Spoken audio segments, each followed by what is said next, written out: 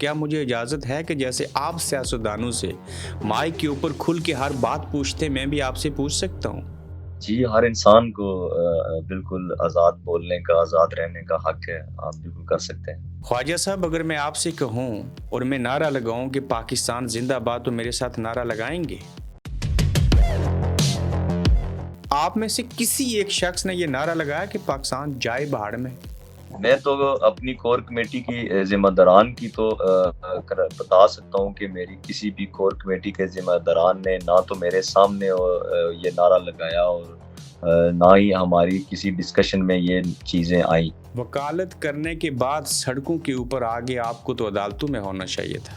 جی، اس افسردہ نظام نے مجبور کیا کہ عدالتوں کو چھوڑ کے اور لوگوں کے حقوق کے لیے ہمیں روڈوں پہ آنا پڑا۔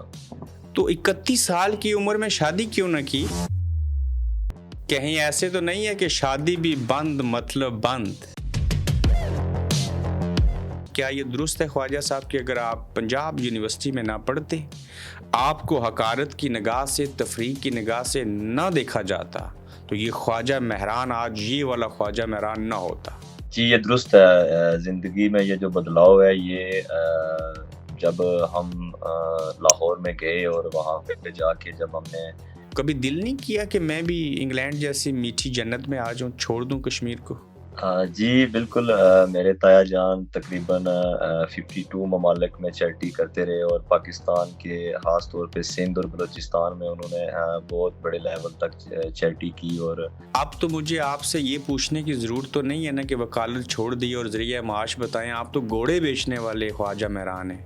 یہ بیچتے نہیں ہیں لیکن تحفے میں ضرور دیتے ہیں۔ یہ پیمز کے اندر درجنوں اسلام آباد پولیس والے داخل ہیں اور دیر کوٹ کا تھانہ بھرا ہوا ہے۔ میرے پروڈیوسر دیکھ کے آئیں تو ان پولیس والوں کو کس نے اور کیوں مارا دوران جوائنٹ عوامی ایکشن کمیٹی کے احتجاج کے؟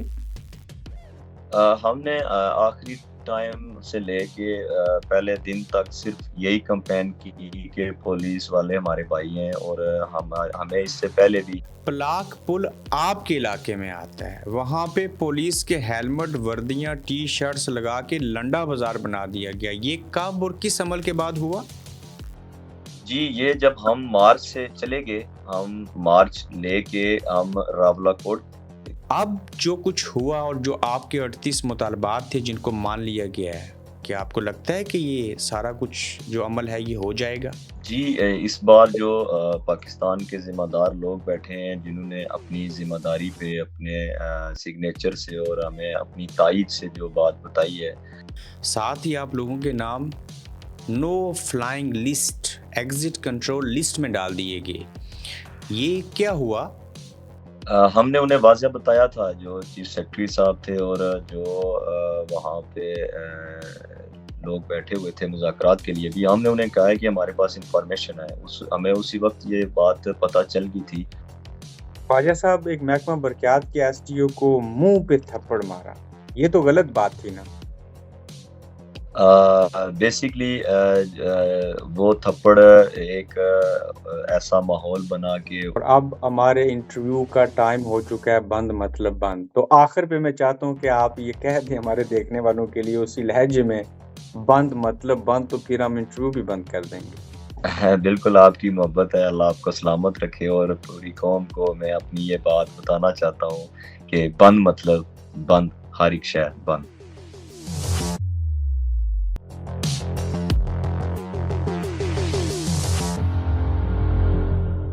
السلام علیکم، آپ دیکھ رہے ہیں گورکھ دندہ، اور آج کا گورکھ دندہ آزاد کشمیر کی دھرتی کے نام، جوائنٹ عوامی ایکشن کمیٹی کے نام، آزاد کشمیر کے عوام کے نام، اور آج کے گورکھ دندہ میں میرا ساتھ دیں گے جوائنٹ عوامی ایکشن کمیٹی کے سرگرم رکن، ڈڈیال کی دھرتی سے تعلق خواجہ مہران ایڈوکیٹ، جن کا ایک جملہ بہت مشہور ہوا، بند مطلب بند۔ تو جوائنٹ عوامی ایکشن کمیٹی نے عوام کی ہمدردی سے، ان کے ساتھ سے بہت کچھ حاصل کیا۔ یہ سارا کچھ کیوں ہوا، کیسے ہوا، یہ خواجہ مہران ایڈوکیٹ کون ہے، ان کے ساتھ بڑی تفصیل سے بات کریں گے۔ خواجہ مہران صاحب، السلام علیکم۔ جی بسم اللہ، وعلیکم السلام صاحب۔ کیا حال ہے آپ کا؟ अल्हम्दुलिल्लाह, अल्लाह पाक का बहुत करम है, अल्हम्दुलिल्लाह। मेरा बहुत दिल करता है कि मैं पहाड़ी मादरी ज़ुबान में आपसे सवालात करूं, चूँकि आपके मुंह से निकलने वाले मादरी ज़ुबान में अल्फाज बड़ा मनी रखते हैं और बड़ा मज़ा आता है। लेकिन हमारी ऑडियंस जो कि पाकिस्तान, बाकी दुनिया में और भारत के अंदर भी लोग सुनते हैं, तो इसलिए हम उर्दू कौमी ज़बान के ऊपर बात करेंगे आपके साथ। तो ख्वाहिश साहब, कितने पढ़े लिखे हैं आप? जी अल्हम्दुलिल्लाह, ग्रेजुएशन LLB हूँ। वकालत करने के बाद सड़कों के ऊपर आगे आपको तो अदालतों में होना चाहिए था। जी, इस अफसरदा निज़ाम ने मजबूर किया कि अदालतों को छोड़ के और लोगों के हकूक़ के लिए हमें रोडों पे आना पड़ा। ख्वाहिश साहब, उम्र क्या है? जी 31। बड़े यंग हैं, नौजवान हैं, कश्मीरुल नस्ल हैं और ख्वाजे हैं और कश्मीरी हैं। तो 31 साल की उम्र में शादी क्यों न की?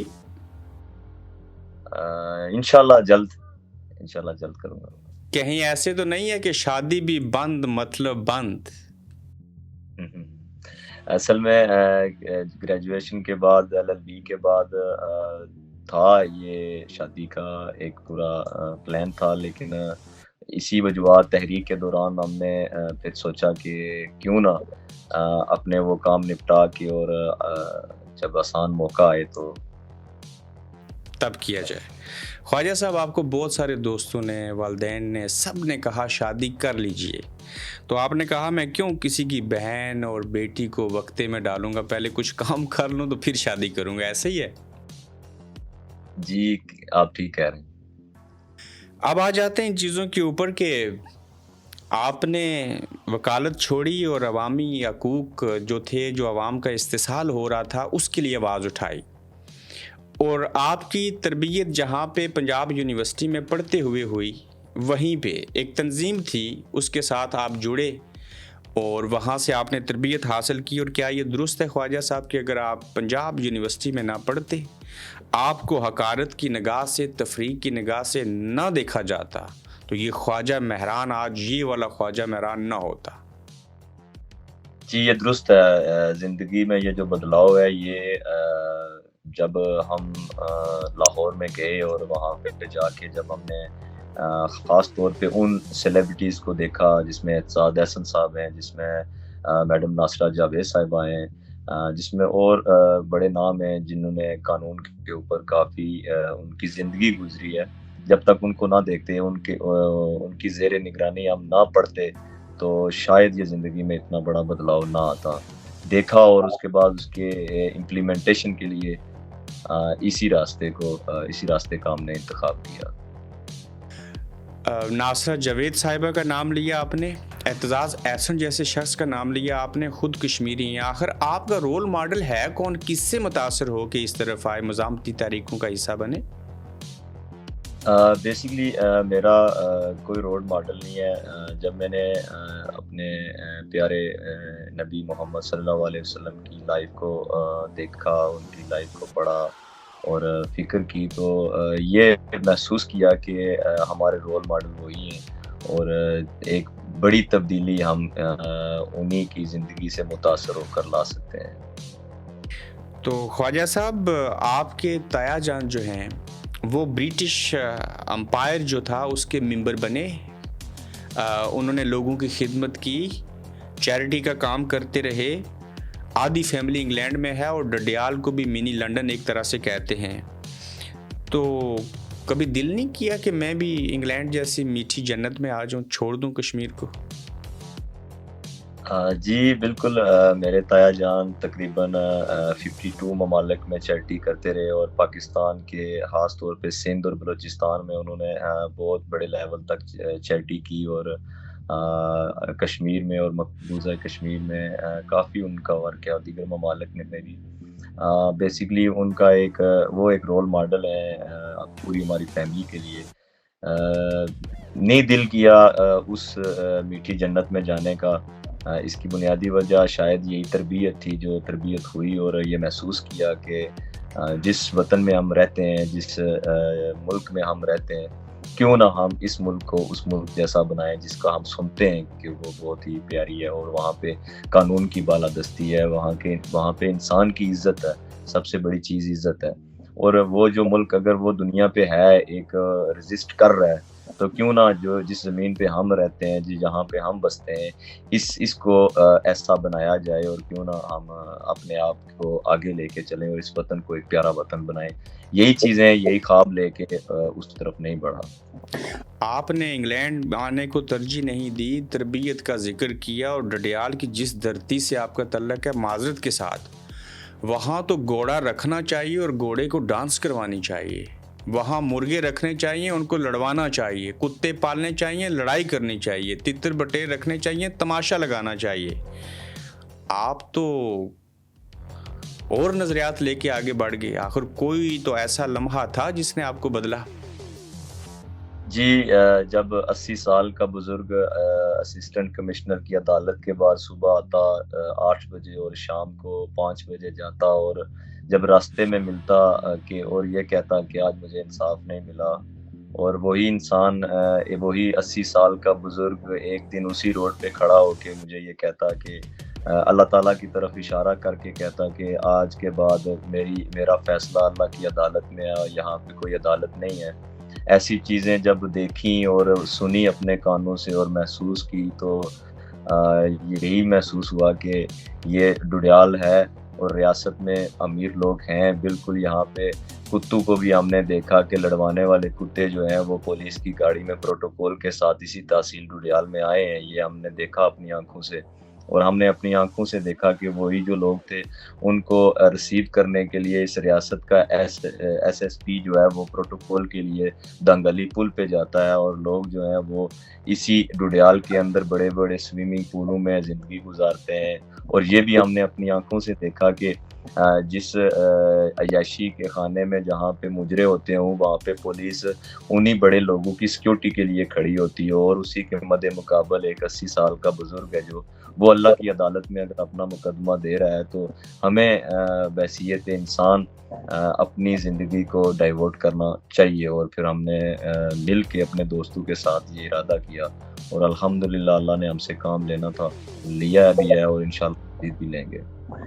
خواجہ صاحب، جس کشمیر میں، جس پاکستان کے ساتھ اور جس ایشیا میں ہم رہتے ہیں، اس ایشیا کا ایک ملک بھارت اور اس کا ایک شہر دہلی، آپ کا ڈڈیال کا موازنہ اس دہلی کے ساتھ ہوتا ہے. بعض کاموں کے اندر یہ آپس میں مناسبت رکھتے ہیں، مطابقت رکھتے ہیں.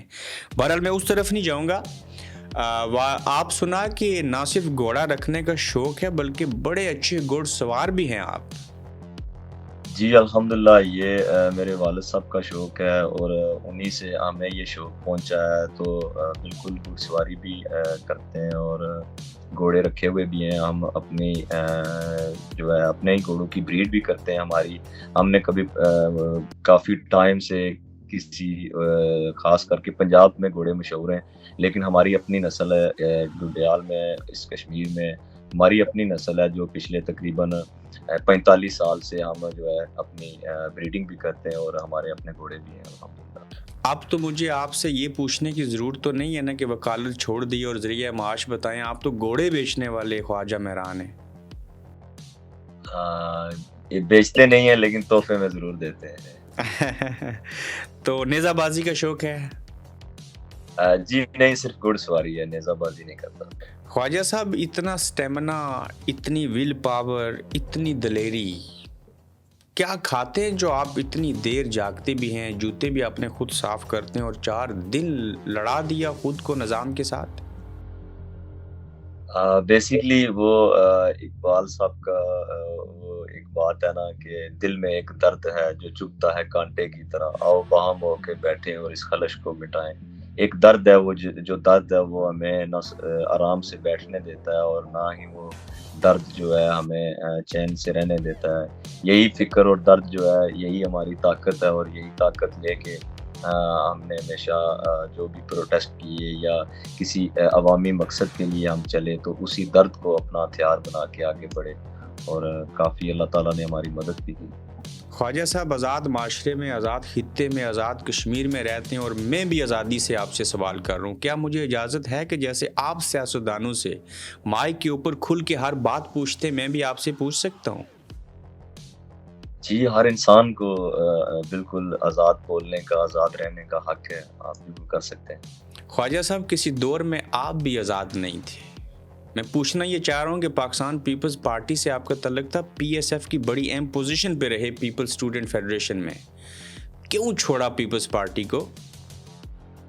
میں نے 4 سال پی ایس ایف کا پریزیڈنٹ رہا، اور کالج لائف میری جو ہے میں نے اس پی ایس ایف کے لیے بہت قربانیاں دیں، اور میں نے اس کو کھڑا کیا، اور اس پارٹی کے لیے میں نے بہت سٹرگل کی۔ اور جب میں نے دیکھا کہ خاص کر کے جب الیکشن کا ٹائم آیا، اور میں نے دیکھا کہ یہ کوئی نظریاتی چیزیں نہیں ہیں، نظریاتی بات نہیں ہے، اور یہاں پہ جو سلیکشن ہو رہی ہے وہ پیسے کے زور پہ اور تعلق کی طاقت پہ ہو رہی ہے۔ اور جب ہم نے پسند اور ناپسند کی بنیاد دیکھی، اور جب جو روٹی کپڑا و مکان جس پہ ہم فوکس کر کے اپنی اسٹوڈنٹ لائف کو آگے چل رہے تھے، تو وہ اس پہ امپلیمنٹ نہیں تھا، بلکہ وہ لوگوں سے روٹی کپڑا اور مکان چھیننے کا نظریہ رکھنے والے لوگ تھے۔ تو ہمارے پاس یہی آپشن تھا کہ ہم جو ہے وہ اس سیاسی جو نظام ہے، جو افسردہ نظام ہے، اس سے علیحدہ ہوں۔ تو پھر یہی فیصلہ کیا کہ ہم اس سے علیحدہ ہوتے ہیں۔ بیسکلی یہاں کی جو پولیٹیشینز ہیں اور جو ونگز بنی ہوئی ہیں نیچے، بیسکلی ان کا ڈسپلن اور ان کا طرز زندگی اور طرز عمل اور ان کی سوچ اس سے بالکل اختلاف تھا، اور اس لیے ہم اس سے علیحدہ ہوئے۔ خواجہ صاحب میں چھوٹے چھوٹے سوالات کروں گا، بہت ساری باتیں آپ سے کرنی اور یقیناً دیکھنے سننے والوں کو بڑا اچھا لگے گا۔ خواجہ صاحب آپ کے ڈڈیال میں ایک چھوٹی بچی کو جان سے مار دیا گیا، آپ ہی کے ڈڈیال کے اندر منشیات کا یہ گڑھ ہے۔ آپ بہت چھوٹے ہوئے ہوں گے، یا میں بھی چھوٹا تھا، جب علی محمد چچا جیسے ایک با کردار اور باصلاحیت وکیل اور سیاستدان کو قتل کیا گیا۔ یہ جب واقعات آپ سنتے ہیں یا جو سنے اور جو آنکھوں نے دیکھے، تو دل پہ کیا گزرتی ہے؟ بیسکلی لاقانونیت ہے، لاقانونیت کی بنیاد پہ آج بھی وہ لوگ دندناتے پھرتے ہیں، اور آج بھی جیسے آپ نے بتایا کہ ہم نے جیسے تامبل کی فلم ہے، وہ جب ہم نے دیکھتے تھے، اور یہاں پہ جب پریکٹیکل ہم دیکھتے تھے جو ہو رہا ہے زندگی میں، تو اس میں اور وہاں کی فلموں میں کوئی فرق نظر نہیں آ رہا تھا۔ اور بالکل آپ کی بات یہ سچ ہے کہ جو علی محمد چاچا وزیر قانون تھے، اور جب ان کے جو قتل کا حساب نہیں ہو سکا اس قانون کی کتاب میں، اور جب ہم نے دیکھا کہ یہاں پہ جو بڑا مافیا ہے وہ آج بھی اپنے گھروں میں آرمی چیف جیسے بندوں کو اور دیگر ایسے لوگوں کو بلا کر لوگوں کو بلیک میل کرنا اور ان سے تعلق کا اظہار کر کے لوگوں کی سوچوں پہ قابض ہونا، یہ چیزیں ہم نے دیکھی تو بالکل فکر کے ساتھ اس تحریک کے ساتھ جڑے کہ ہم اس افسردہ نظام کا خاتمہ چاہنے والے لوگ ہیں۔ خواجہ صاحب اگر علی محمد چچا کے قاتل کو تلاش کرنا ہے تو کوٹلی کی جیل میں چلے جائیں، وہاں ایک سزائے موت کا قیدی ہے، میں اس سے ملا ہوں، تنہائی میں ملا ہوں، وہ پتہ ہی کہ ایسا قیدی ہے اور کیسا قاتل ہے۔ خواجہ صاحب ایک ایسا قاتل ہے جو مقتول علی محمد چچا کو ہر سال 4 قرآن پاک اس کے لیے پڑھتا ہے اور تہجد کی نماز پڑھ کے روزانہ اس کی بخشش کے لیے دعائیں کرتا ہے۔ کون؟ قاتل مقتول کے لیے۔ یہ دنیا کی تاریخ میں کوئی ڈائریکٹر، کوئی مصنف یہ قصہ سنے تو اس کے اوپر فلم بنائے یا کوئی ناول لکھ دے، اس کے اوپر پھر کبھی بات ہوگی۔ یہ بڑی دردناک کہانی ہے ہماری سوسائٹی کی۔ تو خواجہ صاحب میں آگے چل کے پوچھنا یہ چاہ رہا ہوں آپ سے کہ جو جوائنٹ عوامی ایکشن کمیٹی تھی، اس کا آغاز کرنے کے لیے وہ کون سا نقطہ تھا جہاں سے آپ نے آغاز کیا اور دن اور رات کو سڑکوں کے اوپر بیٹھے رہے، بھوک ہڑتال کی؟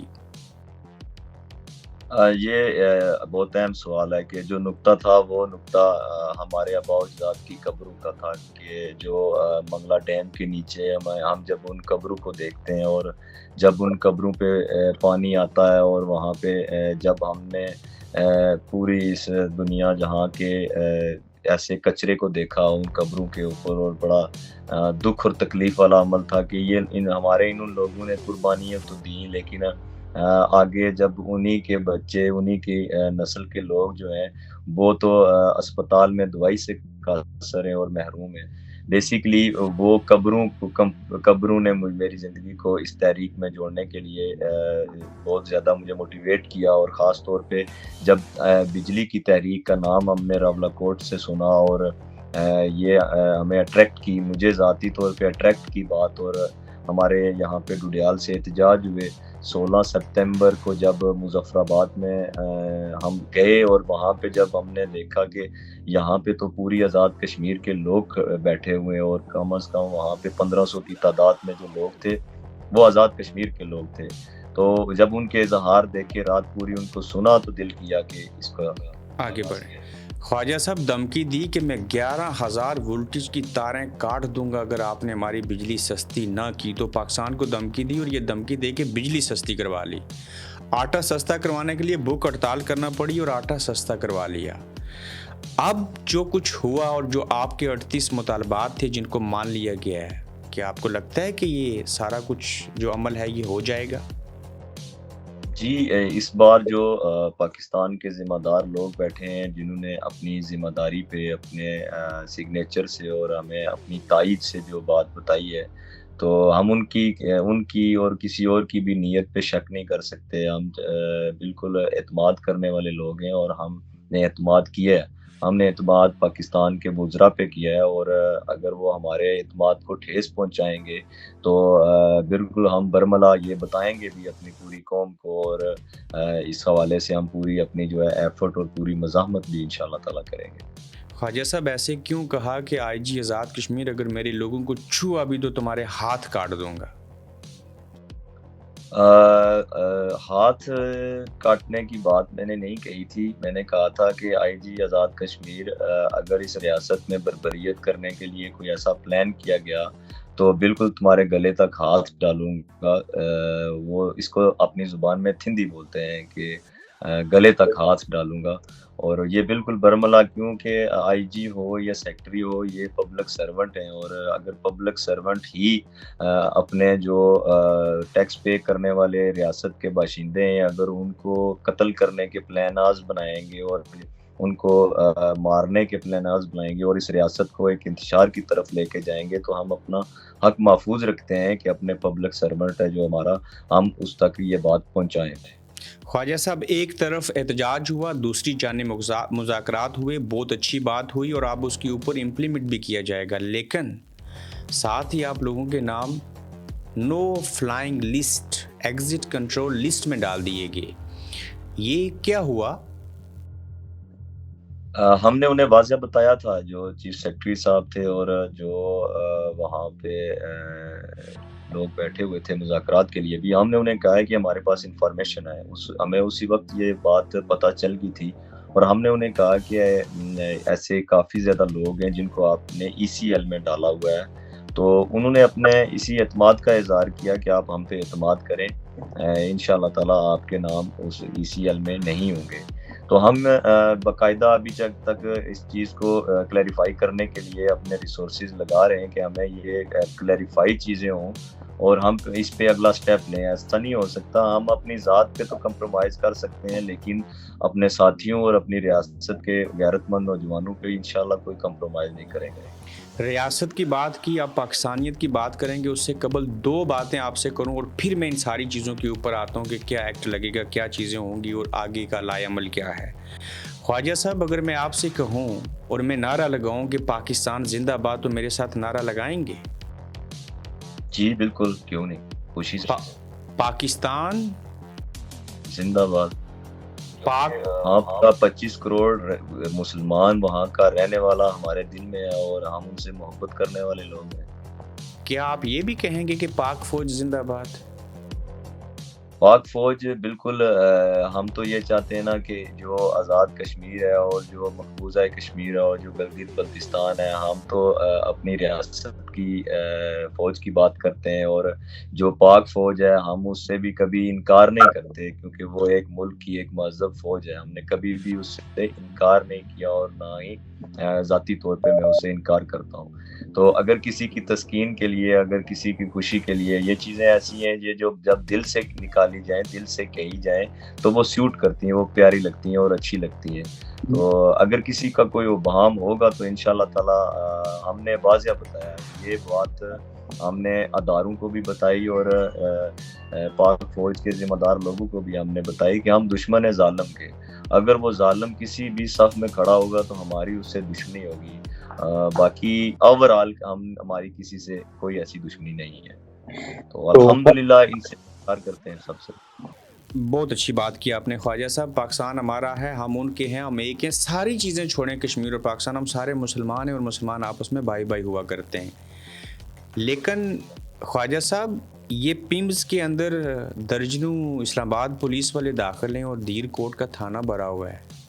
میرے پروڈیوسر دیکھ کے آئیں تو ان پولیس والوں کو کس نے اور کیوں مارا دوران جوائنٹ عوامی ایکشن کمیٹی کے احتجاج کے؟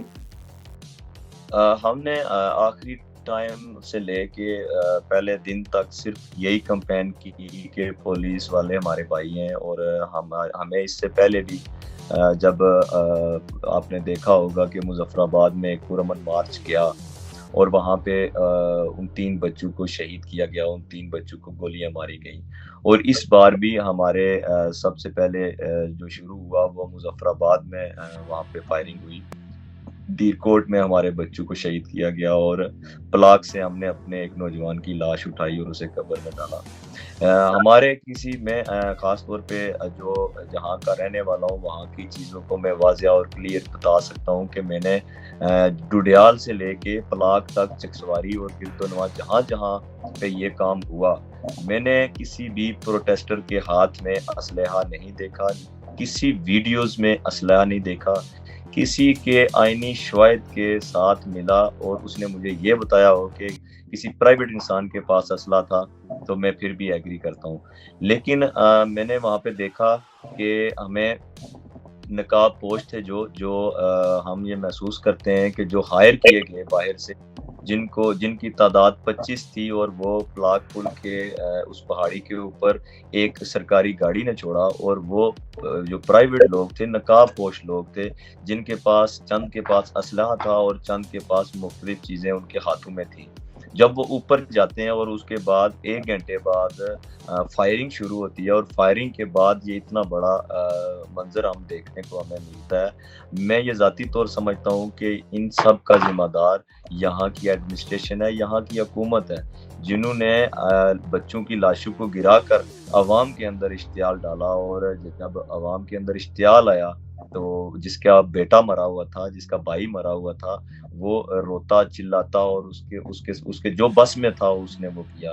لیکن جو خواجہ صاحب سوری ٹو انٹرپٹ یو, پلاک پل آپ کے علاقے میں آتا ہے, وہاں پہ پولیس کے ہیلمٹ, وردیاں, ٹی شرٹس لگا کے لنڈا بازار بنا دیا گیا. یہ کب اور کس عمل کے بعد ہوا؟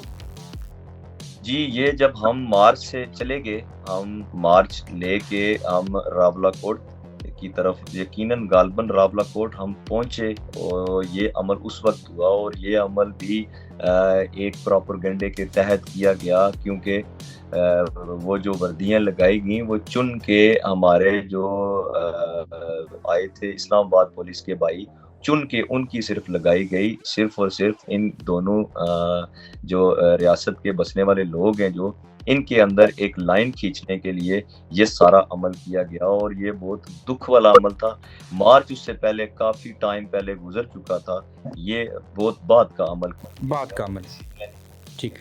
سردار امان ہوں, شوکت نواز میر ہوں, یا خواجہ میران ہو, یا غلام مجتبیٰ ہوں, ایک نذیر گیلانی صاحب جو بھی ان کا نام ہے, آپ میں سے کسی ایک شخص نے یہ نعرہ لگایا کہ پاکستان جائے بہاڑ میں؟ میں تو اپنی کور کمیٹی کی ذمہ داران کی تو بتا سکتا ہوں کہ میری کسی بھی کور کمیٹی کے ذمہ داران نے نہ تو میرے سامنے یہ نعرہ لگایا, اور نہ ہی ہماری کسی ڈسکشن میں یہ چیزیں آئیں. ہاں, اگر کوئی اپنے پلیٹ فارم سے یہ بات کرتا ہے یا کوئی اپنے نظریے سے یہ بات کرتا ہے تو اس کو ہم اور آپ اور کوئی بھی نہیں روک سکتا. بالکل ایسا ہی ہے. اور خواجہ صاحب, آپ کسی ایکٹ کے تحت دہشت گردی کی دفعات لگا کے کچھ لوگوں کے اوپر جو ویڈیو سامنے آئی تو ایف آئی آر شاید ہوئی, اور اس طرح کے خدشات ہیں, جبکہ آپ تو یہ کہہ رہے تھے کہ جو پہلے سے ایف آئی آر ہیں جوائنٹ عوامی ایکشن کمیٹی کے لوگوں کے اوپر وہ بھی ختم ہونی چاہیے. تو یہ عمل سارا کس طرف جائے گا؟ جی, بیسیکلی یہ عمل تو ہم چاہتے ہیں کہ جو ریاست کے ذمہ داران لوگ ہیں وہ اس جوڈیشل کمیشن کے نیچے آئیں, اور اس سارے وقوعات کے جوڈیشل کمیشنز بنے اور ہائی کورٹ کے جج کے نگرانی میں یہ ساری انکوائری ہو. اور ٹھیک ہے، جو ذمہ دار ہے، ہم یہ چاہتے ہیں جو ہمارے پاس شواہد ہیں وہ ہم دیں گے اور ہم یہ ثابت کریں گے کہ یہ جو ایڈمنسٹریشن ہے اور جو پولیس کے لوگ ذمہ داران ہیں ان لوگوں پہ یہ ایکٹس لاگو ہوتے ہیں اور ان لوگوں پہ ہوتے ہیں کہ جو لوگ مظفر آباد میں مسلم کانفرنس کے وہ لوگ جو سیدھی گولیاں چلاتے ہیں. ٹھیک، 1.5 منٹ میں آپ سے 3 سوال پوچھنا چاہ رہا ہوں خواجہ صاحب. اسلام آباد کی پولیس کشمیریوں کے شناختی کارڈ دے کے ان کو مار رہی ہے اور ویڈیو، آڈیو، بیانات، پریس کانفرنس سب کچھ سامنے آ چکا ہے. کیا آپ پیغام دینا چاہیں گے پاکستان کی عوام کو اور خاص کر اداروں کو اور قوم کو اور پولیس والوں کو؟ جی، میں اپنے تو ان پاکستان کے بھائیوں سے تو یہی کہنا چاہتا ہوں کہ اس ظلم کی چکی میں آپ بھی پیس رہے ہیں، ہم بھی پیس رہے ہیں. چند وہ طبقہ بیٹھا ہوا ہے جو آپ کو بھی اس نے غلام بنایا ہے اور ہمیں بھی اس نے غلام بنایا ہے. اور آپ کو ان تمام جو مس انڈرسٹینڈنگ ہے اس سے باہر نکل کے اپنے ہمارے اور آپ کے رشتے کو مضبوط کرنا چاہیے اور صرف ظالم کے خلاف ہمیں متحد ہو کے لڑنا چاہیے. تو جو ہمارے وہاں پہ ذمہ داران لوگ بیٹھے ہوئے ہیں، میں ان تک یہ بات پہنچانا چاہتا ہوں کہ آپ نے کشمیر اور پاکستان کے رشتے میں خلا ڈال دی ہے اور یہ خلا یہ بہت غلط خلا ہے. آپ نے اس سے پہلے بھی آپ نے خود حالانکہ کوئی بھی ایسا فرد غیرت مند نہیں ہے کشمیر کا رہنے والا جو انڈین ایجنٹ ہو. آپ نے آپ کے یہاں پہ جو فرنچائزیں بنی ہوئی ہیں ان لوگوں نے یہ الزامات لگائے اور ان کو منہ کی کھانی پڑی. یہ چیزیں ہوتی رہیں اور اس کے بعد اب جو عمل ہے جو پاکستان میں ہماری وہ جو اسلام آباد کی پولیس ہے، میں ان کے ذمہ داران کو یہ کہنا چاہتا ہوں کہ وہاں پہ ہمارے لوگ اربوں روپے کا انویسٹمنٹ کرتے ہیں. وہاں پہ لوگ ہمارے اربوں روپے کی آپ کو جو اوورسیز آتے ہیں ان کی انویسٹمنٹ آ رہی ہے. آپ کے پاس وہاں پہ کشمیریوں کا ایک بہت بڑا ایسٹس ہے. وہاں پہ ہمارے بکلا ہیں، ہمارے پروفیسر ہیں، ہمارے وہاں پہ بزنس کمیونٹی بہت بڑی ہے. تو آپ ایسا عمل نہ کریں کہ آپ کو یہ چیزیں بہت زیادہ آنے والے دنوں میں مشکل پڑے کہ اگر یہ خلا ہمارے بچوں کے ذہن میں بیٹھ کی تو یہ بہت بڑی ایک خلا ہوگی. ہم نے پہلے لاشیں اٹھائی ہیں، ہم نے تو آپ کو لاش نہیں بھیجی لیکن یہاں پہ ہم نے لاشیں اٹھائی ہیں. ہم نے ان جو سیز فائر لائن ہے وہاں سے لاشیں اٹھائی ہیں. ہم نے حقوق مانگنے کے لیے نکلے ہیں تو ہم نے لاشیں اٹھائی ہیں. اس لیے آپ کو یہ چیزیں غور کر کے سوچنی پڑیں گی جو خاص طور پہ پولیس کے سینئر افسران ہیں کہ آپ کس طرف لے کے جا رہے ہیں. جوائنٹ عوامی ایکشن کمیٹی کے قافلے جب دیر کوٹ پہنچ گئے اور پھر مذاکرات شروع ہوئے تو خواجہ صاحب کیا آپ کو اس بات کا یقین تھا کہ مذاکرات ہو جائیں گے اور کتنی بڑی تعداد کی لوگوں کی صحیح فگر کیا تھی؟ جی بالکل. جب ہم دیر کوٹ میں پہنچے تو ہمارے ساتھ جو کراؤڈ تھا وہ تقریباً 2 لاکھ سے ابو کر چکا تھا. آگے ہم فگر کنفرم نہیں میں بتا سکتا کیونکہ پیچھے تک بہت ساری دور تک جو ہے وہ قافلے زیادہ جڑ رہے تھے.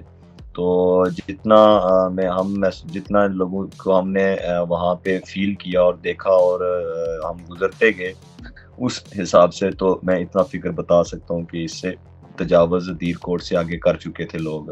اور جب ہم دیر کوٹ پہنچے تو رات کے تقریباً 2-2:30 بجے بارش آئی. بارش کی بہت شدت تھی اور بارش کی اتنی شدت تھی کہ باہر کھڑا ہونا بھی ناممکن تھا، بہت مشکل تھا. اتنی تیز بارش تھی اور 3 گھنٹے 4 گھنٹے وہ بارش رہی. جب وہ بارش کا منظر ہم نے دیکھا اور اس کے بعد بارش کے رکتے ہی ہم نے جب لوگوں کو روڈ پہ دیکھا تو میں بیسیکلی مطمئن تھا اور جاتے ہوئے مطمئن تھا. اور جب ان لوگوں کو وہاں پہ میں نے کھڑے ہوتے ہوئے دیکھا اور میں نے دیکھا کہ وہ لوگ یہ نہیں مانگ رہے کہ ہمیں کھانا چاہیے. وہاں پہ کھانا نہیں تھا. دیر کوٹ میں ہمارے لوگوں نے وہی جو گھر کے لوگ تھے جو ہمارے وہاں کے ہماری مائیں بہنیں تھیں جنہوں نے اپنی مدد ہمیں آپ چیزیں اپنے گھر سے اٹھا کے دی. ادروائز وہاں پہ کیونکہ ہمارا رکنا وہاں پہ نہیں تھا. رکنے کی وجہ یہی تھی کہ شام ہو گئی تھی اور ہم رات کو وہاں سے موو نہیں کر سکتے تھے کیونکہ رات کی تاریکی میں انٹرنیٹ بھی بند تھا، وہ بندش تھی، ہم آگے موو کرنا ہمارا مشکل تھا. تو جب ہم دیکھا کہ وہاں کے لوگ جو ساتھ ہمارے گئے وہ لوگ کہ وہ کھانے کے بغیر، وہ لوگ انٹرنیٹ کے بغیر اور اتنی بارش میں بھی اگر وہ ڈسپرس نہیں ہوئے تو میں یہ سمجھ چکا تھا کہ اب حکمران جو ہے وہ گھٹنے ٹیکنے پہ مجبور ہوگا، اور جب ہم ایئرپورٹ سے نکلیں گے تو یہ بات ہماری مانی جائے گی۔ راستے میں جاتے ہوئے جوائنٹ عوامی ایکشن کے پچھلے 1.5 سے 2 سالوں میں احتجاج کے دوران لوگوں نے کس طرح سے مہمان نوازی کی اور کیا کیا جملے کانوں میں لوگوں نے آ کے کہے اور کس چیز نے آپ کا حوصلہ بڑھایا؟ عوام کے جذبات کیا تھے؟ وہاں کی جب ہم وہاں پہنچے تو ہماری جب وہ ماں ہے جس ماں نے ہمیں پراٹھے بنا کے دیے، اور اس ماں نے ان پراٹھوں کے اوپر شاید ڈال کے دیا اور یہ کہا کہ بیٹا آپ انشاءاللہ تعالیٰ جیت کے واپس لوٹو گے، یہ فکرہ ہمارے لیے کافی تھا۔ اور راستے میں گزرتے ہوئے 5 سال کی ایک بچی نے جو ہاتھ میں ایک بینر اٹھائے ہوئے تھی کہ بند مطلب بند، اور اس کے منہ پہ یہ الفاظ تھے کہ یہ وطن ہمارا ہے، تو یہ چیزیں جب ہم وہاں سے راستے میں گزرتے ہوئے سنتے تھے، اور جب ہم اپنے بزرگوں کو وہاں سے چلتے ہوئے دیکھتے تھے اور یہ کہتے تھے کہ بیٹا گھبرانا نہیں ہے، یہ ایسی چیزیں تھی جو ہماری طاقت تھی، ہمارا حوصلہ تھی، اور ان چیزوں نے ہمیں بہت زیادہ طاقت دی۔ اور یقین مانے کہ اتنے بڑے کراؤڈ میں ہم نے محسوس کیا کہ کوئی بھی پرایا نہیں تھا، سب اپنے تھے، ایک فیملی کے بندے بیٹھے ہوئے تھے، لاکھوں کا مجمع تھا لیکن سب ایک فیملی کے لوگ بیٹھے ہوئے تھے، ایک دوسرے کے ساتھ جڑ کے بیٹھے ہوئے تھے، ایک دوسرے کے منہ میں گولے ڈال رہے تھے، ایک دوسرے کو پانی پلا رہے تھے، اور ایک دوسرے کے ساتھ محبت بانٹ رہے تھے۔ 12 جانیں خواجہ صاحب چلی گئیں، ٹھیک ہے تاریخوں کے اندر ایسا ہو جاتا ہے، اس کا ذمہ دار کون ہے؟ اس کا ذمہ دار اس ریاست کا حکمران ہے، اس ریاست کا وہ حکمران جس نے اپنے بچوں کے لیے تو بہتر تعلیم کے مواقع تو دیے، اور عام آدمی کے غریب کے بچے کے ایک ڈیلیوری کیسز کے لیے اس ریاست کے نوجوان کو احتجاج کرنے پہ مجبور کیا، اور نیلم جیسی ایک برف خانی علاقے میں ایک عورت جو ہے وہ ہسپتال نہ پہنچنے کی وجہ سے بچہ اور عورت جو ہے وہ اس برف میں دب کے مرنا، یہ وہ چیزیں ہیں کہ جن کو ہم سامنے لاتے ہیں اور ہم کہتے ہیں کہ یہ ریاست کا حکمران ہے۔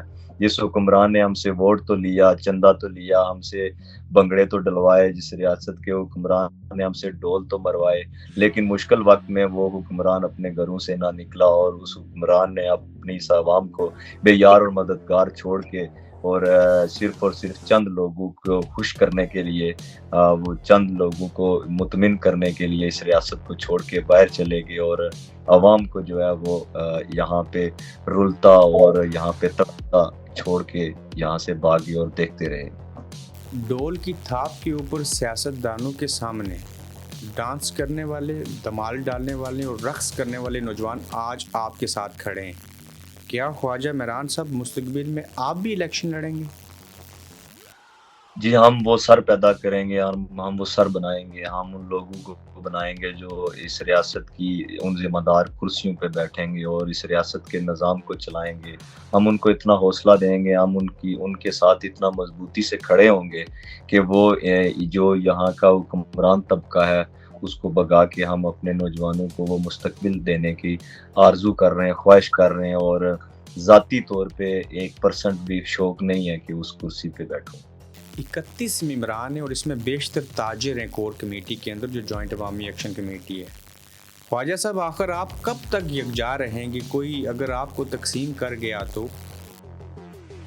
انشاءاللہ تعالی جب تک ہمارے نیت صاف ہے، ہمارا اخلاص صحیح ہے، اور ہمارا جو ہدف ہے وہ ہدف اللہ کی رضا کے لیے ہے تو ہم تقسیم نہیں ہوں گے۔ اگر ہمارے اندر کی جو ہے جو ہماری کوفت اور غلاظت اگر وہ ہوئی تو پھر ہم جو ہے ہمیشہ کے لیے تقسیم ہو جائیں گے، اس قوم کو تقسیم کریں گے۔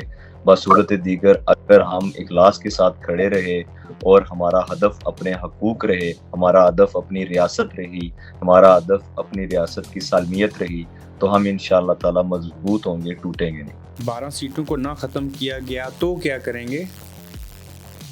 انشاءاللہ تعالی ایک بار پھر نکلیں گے اور ان کو بے نقاب کر کے نکلیں گے کہ جنہوں نے ہمارے ساتھ اس پہ تمام تحریری معاہدہ جات کیے، ہمارے ساتھ MOU سائن کیا اور ہمیں یہ بات باور کروائی کہ یہ بالکل ان کا حق نہیں بنتا اور ہم ان کو ختم کریں گے۔ اگر یہ نہیں کریں گے تو ہم انشاءاللہ تعالی مزاحمت کریں گے۔ بات مانی گئی تو پھر باہر نکلیں گے؟ इंशाअल्लाह ताला। तो अगर इलेक्शन होगी और आइंदा इलेक्शन में सिलेक्शन हुई और धांधली हुई और कोई फॉर्म 47 बन गया तो तब भी बोलेंगे? ऐसा नहीं हो सकता कि हम इनको इस रियासत के अंदर इतनी बड़ी करप्शन होने के बावजूद, इस रियासत के अंदर इतनी बड़ी कानूनियत होने के बावजूद भी इनको इलेक्शन की तरफ जाने देंगे। हम इनका रास्ता रोकेंगे और अवामी ताकत से रोकेंगे। हम ना तो बंदूक उठाने वाले, ना गोली और ना लाठी। हम अवामी ताकत से इंशाअल्लाह ताला और शऊर की बुनियाद पे हम इनका रास्ता, इन तमाम हुक्मरानों का रास्ता इंशाअल्लाह रोकेंगे। कितनी बार जेल जाना पड़ा आपको? थाने बंद हुए? मैं अभी तक जेल नहीं गया। तहरीक से हवाले से मैं अभी तक जेल नहीं गया। अगर जाना पड़ा तो? अगर मुझे जेल जाना पड़ा तो मैं उसके लिए तैयार हूँ, ज़हनी तौर पे तैयार हूँ, और इवन अगर अपनी जान भी देनी पड़ी अपने वतन के लिए तो उसके लिए भी तैयार हूँ। लेकिन मैं ये समझता हूँ कि हम अवामी ताकत के साथ उस जगह तक पहुँच चुके हैं कि अगर कोई ऐसा ख्याल या गुमान रखता है तो फिर उसका जो नुकसान है, वो उसके जो असरात हैं वो यहाँ पे ही सिर्फ नहीं रहेंगे, इससे बहुत दूर तक जाएंगे। कभी ऑफर दी गई और धमकी भी दी गई कि बाज आ जाएं? नहीं, ऐसी कोई धमकी अभी तक तो किसी में इतनी ज़रूरत नहीं है कि वो सामने बैठ के कोई धमकी दे। ये फेक जो होते हैं, लेटर किसी के घर में जाते हैं, वहाँ पे किसी के नाम लिखे हुए होते हैं, मेरा भी उनमें लिखा हुआ होता है, लेकिन फिजिकली और प्रैक्टिकली अभी अल्लाह पाक ने अभी तक किसी को इतनी ज़रूरत और ताकत नहीं दी कि वो हमें धमकी दे सके या कोई हमें डरा सके। और जहाँ तक ऑफ़र की बात है तो जब वो कोई भी ऑफ़र देने वाला हमारे सामने बैठता है तो वो महसूस ये करता है कि इनको किस चीज़ से ख़रीदा जाए। मुस्कुरा के और हँस के और प्यार से तो हम ख़रीदे जा सकते हैं, लेकिन किसी दुनिया की किसी चीज़। ख्वाजा साहब, एक महकमा बरक़ियात के एसडीओ को मुंह पे थप्पड़ मारा, ये तो गलत बात थी ना?